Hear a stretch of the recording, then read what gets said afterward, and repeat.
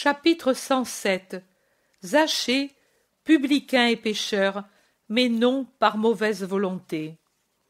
Jésus dit, il y a le vin et le vin. Il y a le levain du bien et celui du mal.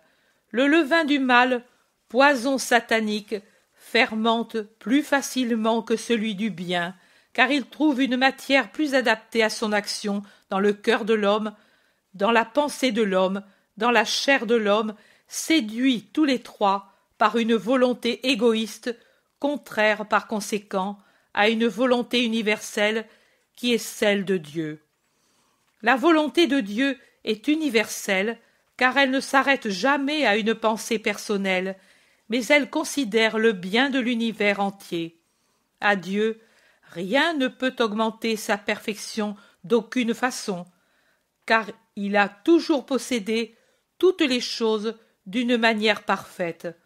Par conséquent, il ne peut exister en lui de pensée, d'intérêt propre pour mettre en œuvre quoi que ce soit de son action. Quand on dit « on accomplit ceci pour une plus grande gloire de Dieu dans l'intérêt de Dieu », ce n'est pas que la gloire divine soit en elle-même susceptible de grandir, mais parce que toute chose qui se trouve dans la création porte une empreinte de bien et que toute personne qui accomplit le bien et par conséquent mérite de le posséder se pare du signe de la gloire divine en donnant ainsi gloire à la gloire elle-même qui a glorieusement créé toutes choses.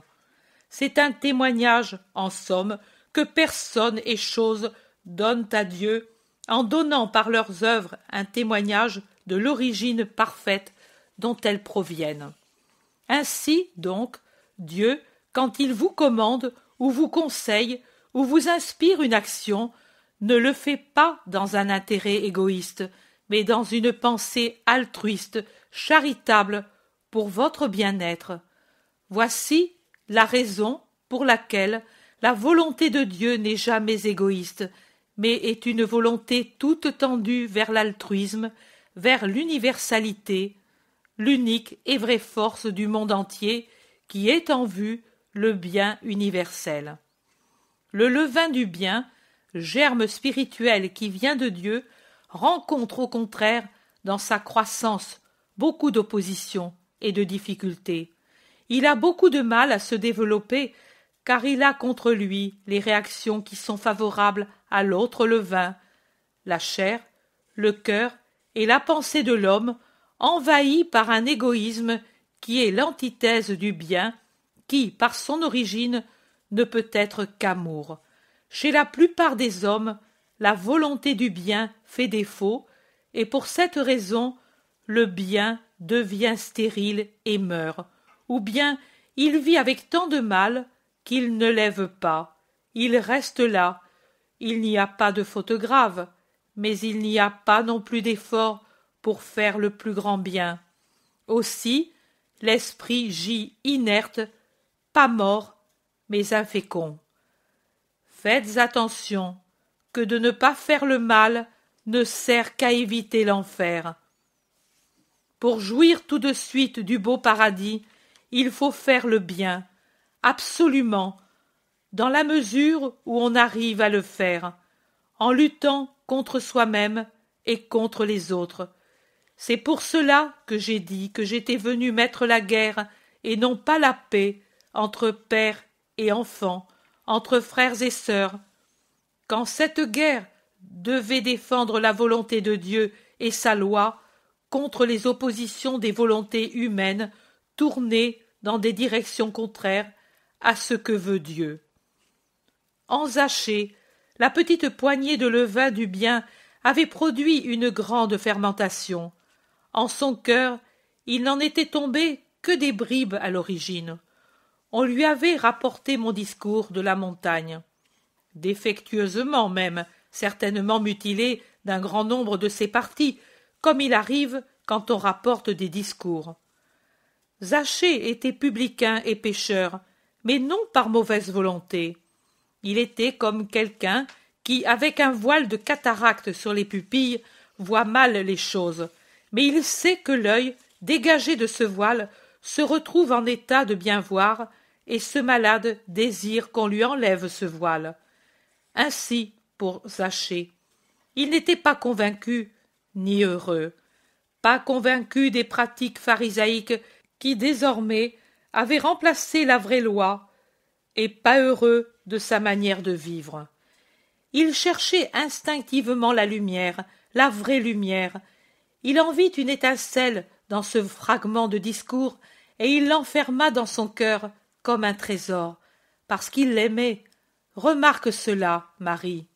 Parce qu'il l'aimait, l'étincelle devint de plus en plus vive, vaste et impétueuse, et l'amena à voir nettement le bien et le mal, et à choisir judicieusement, en coupant généreusement les tentacules qui auparavant des choses au cœur, et du cœur aux choses, l'avaient enveloppé dans un filet qui avait fait de lui perfidement un esclave. Parce qu'il l'aimait, voilà le secret de la réussite ou non. On réussit quand on aime. On ne réussit que peu quand on aime chichement. On ne réussit pas du tout quand on n'aime pas, en n'importe quoi. À plus forte raison dans les choses de Dieu, où, bien que Dieu soit invisible pour les sens corporels, il faut avoir un amour, j'ose dire parfait, dans la mesure où une créature peut atteindre la perfection pour réussir dans une entreprise. Dans la sainteté, dans ce cas.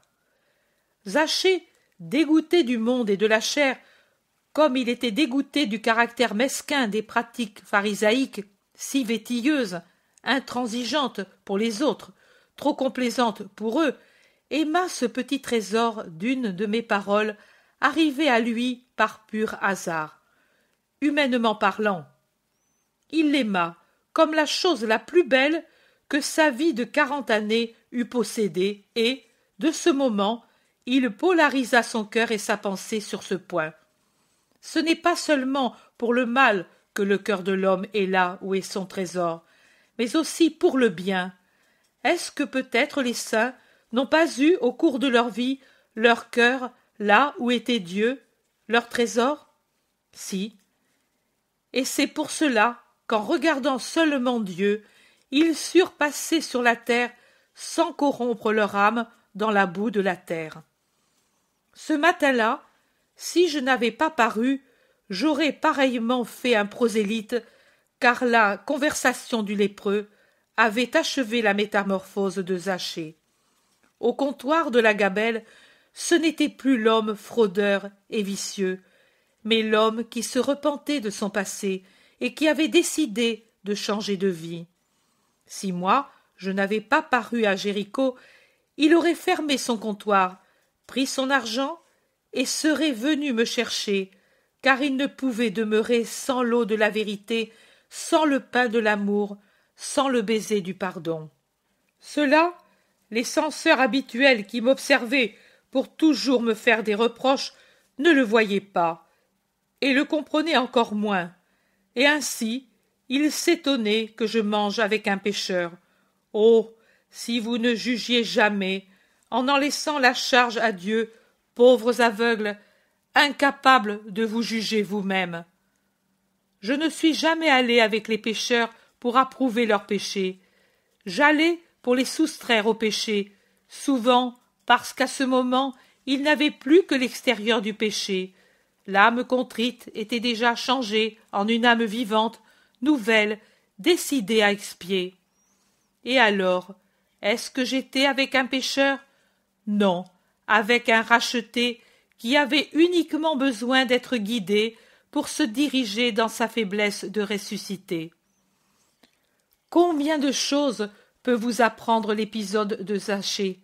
La puissance de l'intention droite qui suscite le désir, le vrai désir qui pousse à chercher une connaissance toujours plus grande du bien et à chercher Dieu continuellement jusqu'à ce qu'on l'ait trouvé.